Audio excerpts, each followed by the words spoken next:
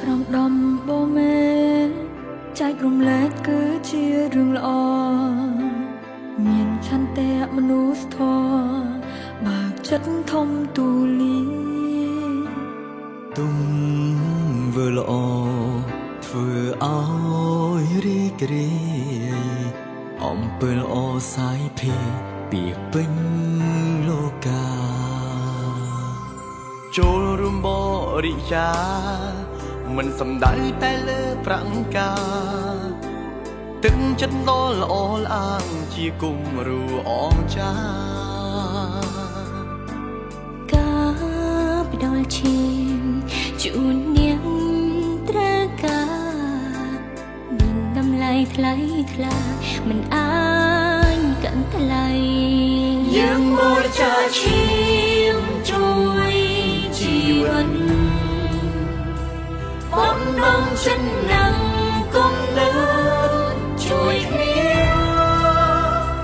ក្រំដំបូងមេតែមួយរួមគ្នា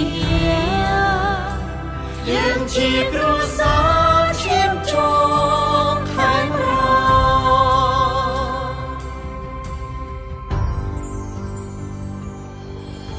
ស្មារតីចែករំលែក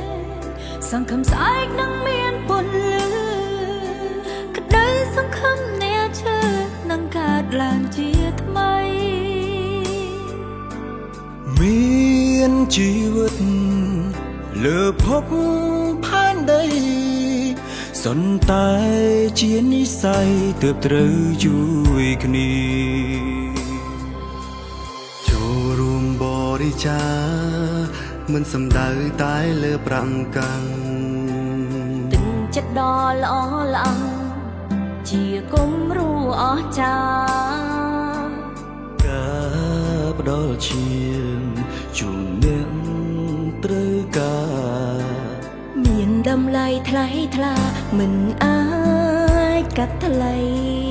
យើងបរិច្ចាគឈាមជួយជីវិតបំណងចិត្តនឹងគំនិតជួយគ្នា